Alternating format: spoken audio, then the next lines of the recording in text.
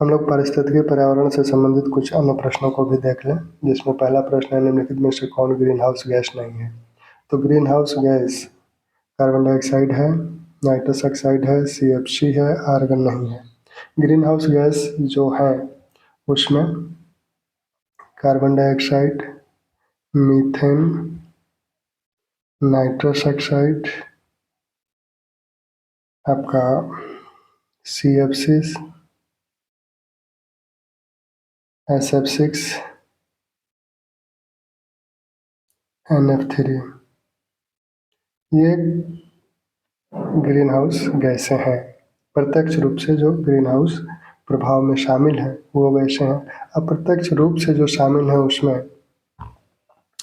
आपके sulphur dioxide, carbon monoxide, nitrogen के oxide, ये अप्रत्यक्ष रूप से शामिल है।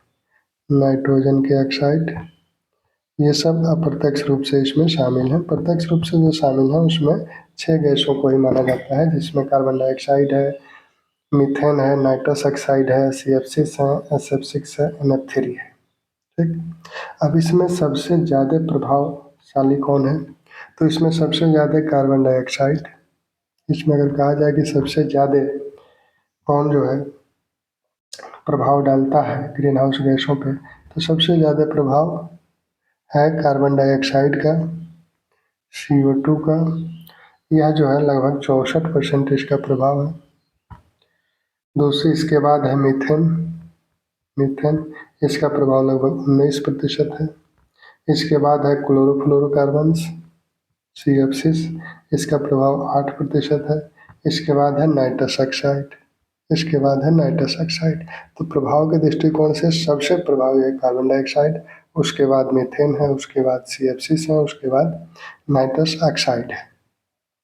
दूसरा प्रश्न है वायु में कार्बन डाइऑक्साइड की बढ़ती हुई मात्रा से वायुमंडल का तापमान धीरे धीरे बढ़ रहा है क्योंकि कार्बन डाइऑक्साइड। अब कार्बन डाइऑक्साइड करती क्या है? वायु में उपस्थित जलवाष्प को अवशोषित कर उसकी ऊष्मा को संचित करती है। अच्छा, एक बात और है, जलवाष्प भी ग्रीन हाउस प्रभाव उत्पन्न करता है। दूसरा, सौर विकिरण के परावैंगनी अंश को अवशोषित करती है। तीसरा, संपूर्ण सौर विकिरणों को अवशोषित करती है। चौथा, सौर विकिरण के अवरक्त अंश को अवशोषित करती है। तो इसमें जो चौथा है, सौर विकिरण के अवरक्त अंश को अवशोषित करती है। दरअसल सूर्य से जो किरणें आती हैं तो वो लघु तरंगों के रूप में पृथ्वी पर आती हैं। पृथ्वी उनको अवशोषित करके उष्मित होकर फिर वो दीर्घ तरंगों के रूप में उन्हें उत्सर्जित करती है। तो ये जो गैसेस हैं यहाँ आकर इनको रोक लेती हैं। ये जो दीर्घ तरंगे हैं और तरंगे जो हैं इनको ये गैसें रोक लेती हैं। तो यह जो गर्मी जो निकल जानी चाहिए थी पृथ्वी के वातावरण से बाहर, वो पृथ्वी के वातावरण के बाहर नहीं निकल पाती है, इसलिए ये ऊष्मन करती है, ये यहाँ ऊष्मन करती है। अगला प्रश्न है निम्नलिखित पर विचार कीजिए। Carbon monoxide, methane, ozone, sulphur dioxide फसल जैव मात्रा के अवशेषों के दहन के कारण वायुमंडल में उपयुक्त में से कौन से निर्मुक्त होते हैं? फसल दहन, फसल दहन की जो क्रिया है तो फसल दहन में कौन कौन सी गैस है निर्मुक्त होती हैं? तो फसल दहन में ये सभी गैसें निर्मुक्त होती हैं। कार्बन मोनोऑक्साइड, मीथेन, आपका ओजोन, सल्फर डाइऑक्साइड, ये सभी गैसें कार्बन दहन जो फसलों के उत्पाद हैं उनको जलाने पे ये सभी गैसें उत्सर्जित होती हैं। तो इसमें सभी 1 2 3 4 सभी इसमें सही होगा। अगला प्रश्न है ग्रीन हाउस गैस मीथेन स्रोत नहीं है। धान का खेत, पालतू पशु, कोयले की खान, आर्द्र भूमि, भारी वर्षा। तो मीथेन जो है यह धान के खेत से निकलती है, पालतू पशु जब जुगाली करते हैं तब, कोयले की खानों से, आर्द्र भूमि भी एक बड़ा स्रोत है, भारी वर्षा ये स्रोत नहीं है। ये प्रत्यक्ष रूप से स्रोत नहीं है, अप्रत्यक्ष स्रोत हो सकता है लेकिन प्रत्यक्ष रूप से ये स्रोत नहीं है। तो इस प्रकार अगला प्रश्न है वैश्विक ऊष्मन के फलस्वरूप निम्नलिखित में से किसकी बारंबारता और प्रचंडता बढ़ रही है? तो इसमें बारंबारता और प्रचंडता वैश्विक ऊष्मन से चक्रवात की बढ़ रही है, तूफान की बढ़ रही है, बवंडर की बढ़ रही है, यानी उपरोक्त सभी की प्रचंडता वैश्विक ऊष्मन से बढ़ रही है। वैश्विक ऊष्मन का जो प्रभाव है उसे इसमें देखने को मिल रहा है। वैश्विक ऊष्मन के जो अन्य प्रभाव हैं, तो वैश्विक ऊष्मन के अन्य प्रभाव आपको समुद्री जल का बढ़ना, हिमनद का पिघलना, बीमारियों का फैलना, प्रवाल भित्ति का विरंजन होना, ये सब वैश्विक ग्लोबल वार्मिंग के प्रभाव हैं। समुद्री जल तल का बढ़ना, जब बर्फ पिघलेगी तो समुद्री जल तल बढ़ेंगे। हिमनदों का पिघलना, बीमारियों का फैलना, प्रवाल भित्तियों का विरंजन होना, ये सभी ऊष्मीय जो ग्लोबल वार्मिंग है उसके प्रभाव हैं। भूमंडलीय उष्णता के जो अन्य प्रभाव हैं वो है समय से पूर्व आम में बौर आना। समय से पूर्व आम में बौर आना, ये भी उसमें ग्लोबल वार्मिंग का एक प्रभाव है। अगला प्रश्न है, निम्नलिखित में से कौन सी कृषि पद्धति कार्बन प्रच्छादन संग्रहण में सहायक है? निम्नलिखित में से कौन सी कृषि पद्धति कार्बन प्रच्छादन या संग्रहण में सहायक है? समोच्चवाद विधि, अनुपद सस्यन, शून्य जुताई, ये तीनों विधियां जो है कार्बन संग्रहण में सहायक है। यूएनएफसीसी एक अंतर्राष्ट्रीय संधि है जिसका गठन हुआ। यूएनएफसीसी के तहत ही कॉप जो पार्टियों का जो सम्मेलन है, जिसे हम कॉप 1, कॉप 2, कॉप 3 कहते हैं, वो इसी के द्वारा आयोजित किया जाता है और इसी के तहत आयोजित किया जाता है। तो यह 1992 रियो डी जेनेरियो पर्यावरण एवं विकास सम्मेलन जो 1992 रियो डी जेनेरियो में हुआ था, उससे उसी समय इसका गठन 1992 में किया गया।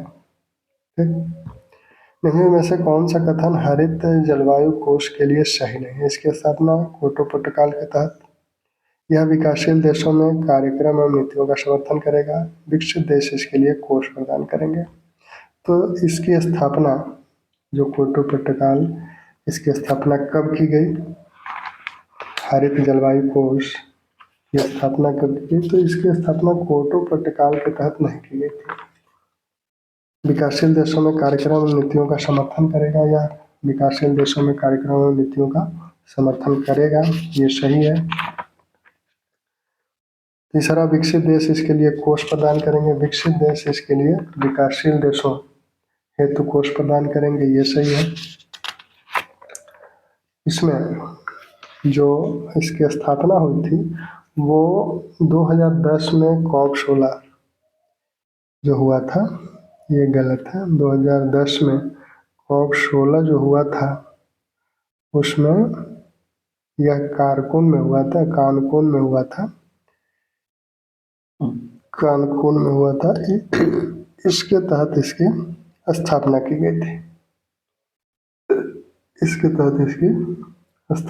गई थी। वायुमंडल में ओजोन के स्तर को प्राकृतिक रूप से विनियमित किया जाता है। वायुमंडल में ओजोन के स्तर को प्राकृतिक रूप से विनियमित किया जाता है। ओजोन के स्तर को प्राकृतिक रूप से कैसे विनियमित किया जाता है? तो इसमें नाइट्रस ऑक्साइड द्वारा, नाइट्रोजन डाइऑक्साइड द्वारा और CFC द्वारा, जल वाष्प द्वारा ओजोन की परत का विनियमन वायुमंडल में, यानी वायुमंडल खुद ही प्राकृतिक रूप से ओजोन की परत को विनियमित किस प्रकार से करता है? तो ओजोन की परत को वायुमंडल नाइट्रोजन ऑक्साइड द्वारा स्वयं ही विनियमित कर लेता है। नाइट्रोजन ऑक्साइड द्वारा वायुमंडल कर लेता है।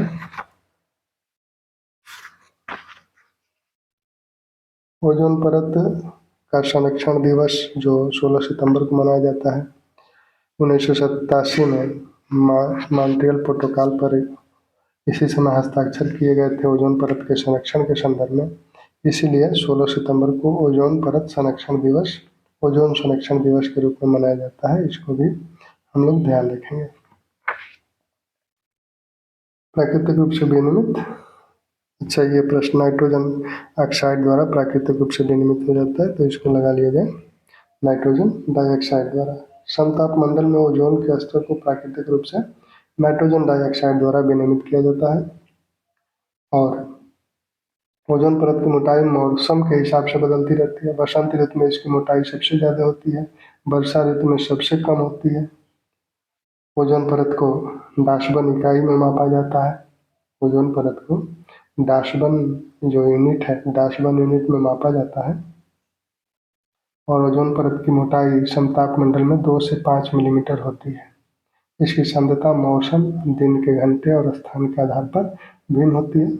बसंत ऋतु में इसकी मोटाई सबसे ज़्यादा होती है और वर्षा ऋतु में इसकी मोटाई सबसे कम होती है। ओजोन परत के संदर्भ में निम्नलिखित कथनों में से असत्य को चिन्हित कीजिए। परत के संदर्भ में निम्नलिखित कथनों में से असत्य को चिन्हित कीजिए। तो इसमें से जो कथन है यह सब तापमंडल में स्थित है। ओजोन परत की क्षीणता के लिए CFC halons, nitrous oxide, trichloroethylene halon 1211-1301 उत्तरदायी हैं। 1987 मॉन्ट्रियल प्रोटोकॉल ओजोन परत संरक्षण से संबंधित है, कोई नहीं। तो इसमें असत्य चिन्हित करना है, तो इसमें असत्य कोई नहीं है क्योंकि यह जब तापमंडल में स्थित है। ओजोन परत की क्षीणता के लिए CFC halons, nitrous oxide, trichloroethylene halon 1211-1301 ये उत्तरदायी हैं। 1987 मॉन्ट्रियल प्रोटोकॉल के समय ओजोन परत संरक्षण से संबंधित एक समझौता हुआ। 16 सितंबर को ये हुआ, इसीलिए ओजोन संरक्षण दिवस 16 सितंबर को मनाया जाता है। अगला प्रश्न, धारणीय विकास की व्याख्या किसमें की गई है? धारणीय विकास की व्याख्या, अब धारणीय विकास जो शब्द है, इस धारणीय विकास शब्द का सबसे पहले प्रयोग ICUN international union for conservation of nature ने अपनी रिपोर्ट विश्व संरक्षण रणनीति में किया। फिर आगे चलकर 1987 में WECD world commission on environment and development ने आवर कॉमन फ्यूचर नामक रिपोर्ट प्रस्तुत की, जिसे वर्टलैंड रिपोर्ट कहा जाता है। उसमें इस शब्द की व्याख्या की गई, तो इस शब्द की व्याख्या की गई वर्टलैंड रिपोर्ट में, जिसे 1987 में यह WECD द्वारा आवर कॉमन फ्यूचर नाम से एक रिपोर्ट दी गई। WECD द्वारा 1987 में आवर कॉमन नाम से एक रिपोर्ट दी गई।